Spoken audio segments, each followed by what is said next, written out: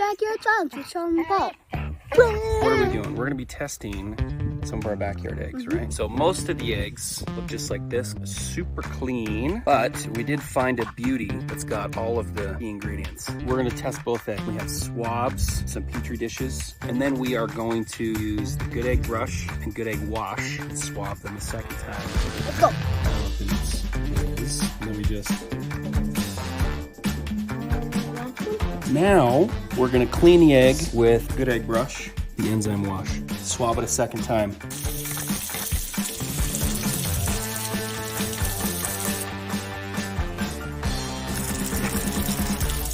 Clean the queen egg.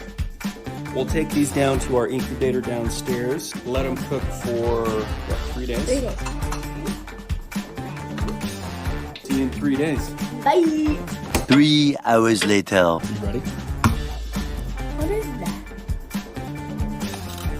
Love this one. Where? That one before.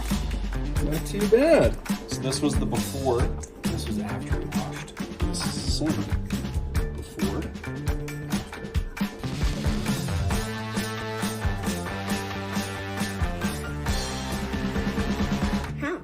And that is Backyard Science with Sean and Paul.